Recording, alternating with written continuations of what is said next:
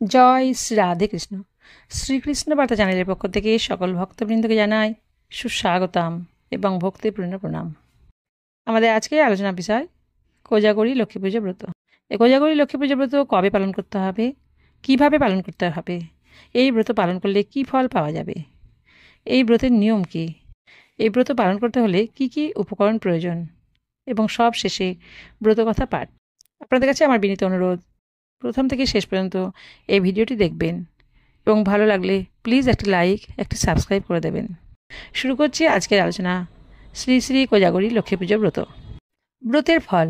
আশ্বিন মাসে পূর্ণিমা দিনে যে লক্ষ্মী পুজো হয় তাকে কোজাগরী লক্ষ্মী পুজো বলে। এই পুজো করলে যশলক্ষ্মী, ভাগ্যলক্ষ্মী ও কুললক্ষ্মী প্রসন্ন হন। ব্রতের নিয়ম।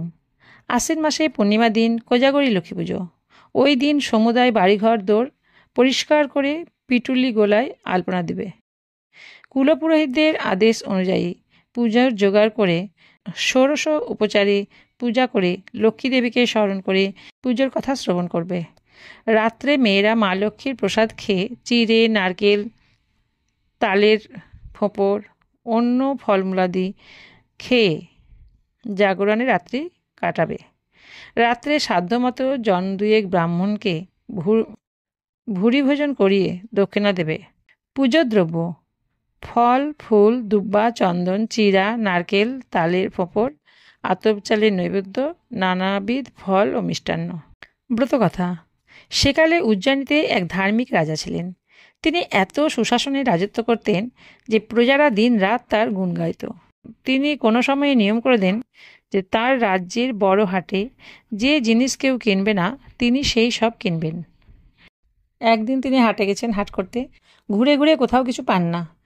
শেষকালে হঠাৎ তিনি দেখলেন এক কোণে একজন কামার মুখ শুকিয়ে বসে আছে। তার আজ কিছু বিক্রি হয়নি। রাজা তাড়াতাড়ি তার কাছে গিয়ে জিজ্ঞাসা করলেন, তোমার কাছে কি আছে গো?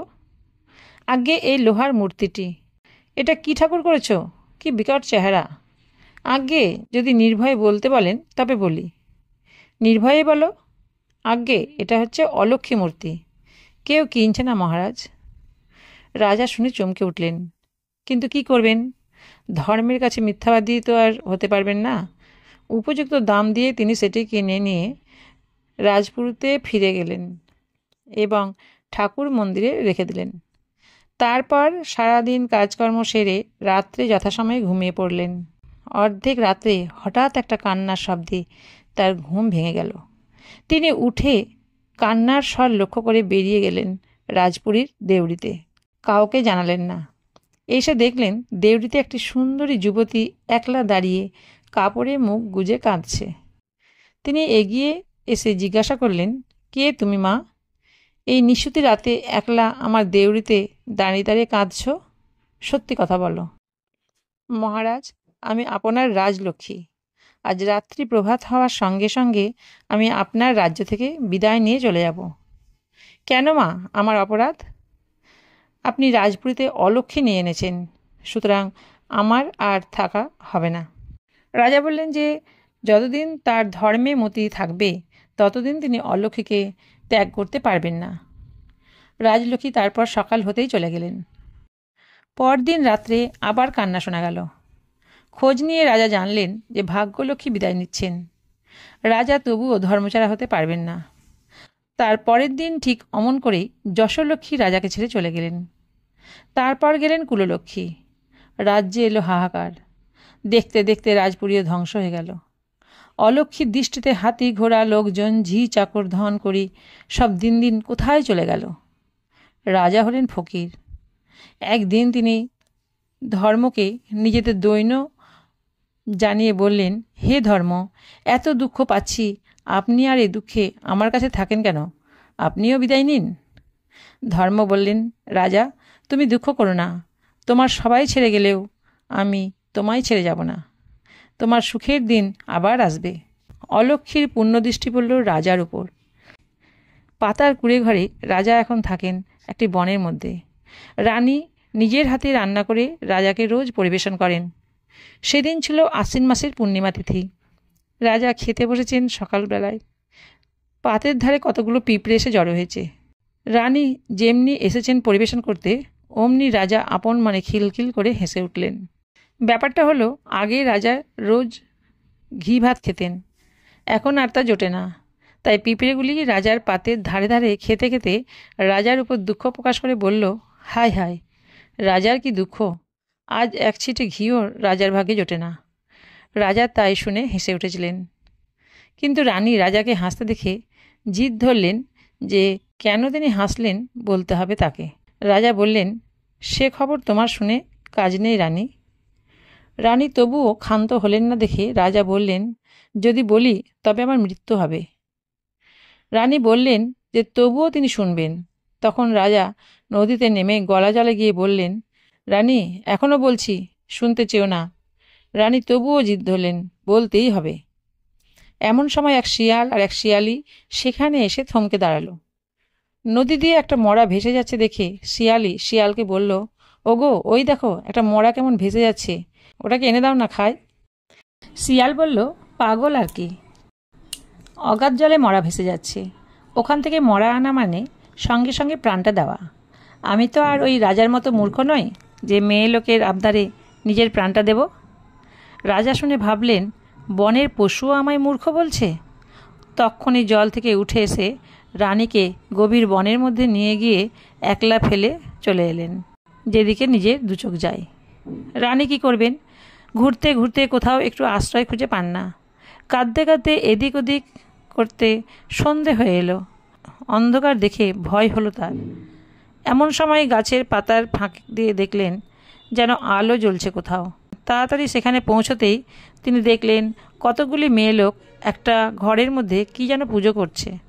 তাদের জিজ্ঞাসা করতে তারা বলল, ও মা, আজ যে কোজাগরী পূর্ণিমা, তাও তুমি জানো না? আজ পিটুলি দিয়ে লক্ষ্মী ঠাকুর গড়ে পুজো করতে হয়। তুমি কে, কোথায় থাকো?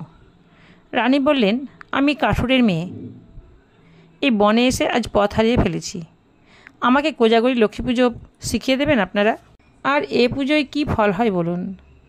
আমাকে আজ রাতের মতো আশ্রয় দিন আপনারা। মণিপত্নীরা বললেন, বেশ, আমাদের কাছে থাকো, আমরা সব বলে দিচ্ছি। এ পুজো করে মা লক্ষ্মীর কাছে যা কামনা করা যায় তাই পাওয়া যায়। সংসার থেকে অলক্ষ্মী দূর হয় আর লক্ষ্মীর দৃষ্টি হয়। রানী তখন তাদের সঙ্গে পিটুলি দিয়ে লক্ষ্মী ঠাকুর গড়লেন। সারা দিন উপবাসী ছিলেন। ফুল চন্দন দিয়ে ভক্তি ভরে মা লক্ষ্মীর পায়ে অঞ্জলি দিলেন। তারপর পুজোর প্রসাদ চিড়ে, তালের ফোঁপর, নারকেল ইত্যাদি ফল মূল খেয়ে রাত্রি জাগরণ করলেন। এদিকে সেই রাতেই রাজবাড়ির অলক্ষ্মী দূর হয়ে গেল। রাজ্যে আবার শ্রী ফিরে এলো। হাতি ঘোড়া ধন রত্ন লোকজন সব যেমন ছিল আবার তেমনি হলো। পাত্র মন্ত্রী তখন হাতি নিয়ে রাজা রানীর সন্ধানে বেরোলো। ধর্মের দয়ায় বনের কাছাকাছি একটি গ্রামে তাদের সঙ্গে রাজার দেখা হলো। রাজা সব খুলে বললেন। তখন রানীর সন্ধানে সবাই আবার চলল বনের ভেতর। রাজা ধর্মকে স্মরণ করলেন। ধর্ম তখন রাজাকে বললেন, মহারাজ, রানীর জন্যই আপনি সব ফিরে পেলেন। রানী কাল মুনিপত্নীদের সঙ্গে কোজাগরী লক্ষ্মী পুজো করেছেন, আর সঙ্গে সঙ্গে আপনি যে অলক্ষ্মী কিনে এনেছিলেন তা দূর হয়ে গেছে, তাই আপনার রাজ্যে শ্রী ফিরে এসেছে। রাজা তখন ধর্মকে ভূমিষ্ঠ প্রণাম করলেন এবং আশীর্বাদ চাইলেন। ইতিমধ্যে তাদের সঙ্গে বনে রানীর সাক্ষাৎ হলো। রানীকে নিয়ে সবাই রাজপুরীর দিকে যাত্রা করল। মুনিপত্নীরা রানীর পরিচয় পেয়ে খুব আনন্দিত হলেন এবং প্রচুর আশীর্বাদ করতে লাগলেন। রাজপুরীতে যথাক্রমে রাজলক্ষ্মী, ভাগ্যলক্ষ্মী, যশলক্ষ্মী ও কুললক্ষ্মী ফিরে এসে রাজাকে স্বাগত জানালেন। রাজাও তাদের প্রণাম করলেন খুব ভক্তি করে। একমাত্র ধর্মের কৃপায় রাজা সব পেলেন ফিরিয়ে। তারপর থেকে প্রতি বছর রানী জাঁকজমককে আশ্বিন মাসে পূর্ণিমা দিনে কোজাগরী ব্রত পালন করতে লাগলেন। ইতি কোজাগরী লক্ষ্মী পুজো ব্রতকথা সমাপ্ত। এতক্ষণ আপনারা শ্রী শ্রী কোজাগরী লক্ষ্মী পুজো ব্রত কথা শ্রবণ করলেন। এই ভিডিওটি যদি আপনাদের এতটুকু উপকারে লাগে তাহলে অবশ্যই একটা লাইক করবেন, সেই সঙ্গে প্লিজ একটা সাবস্ক্রাইব করে দেবেন। আপনারা সবাই ভালো থাকবেন, সুস্থ থাকবেন। রাধে রাধে।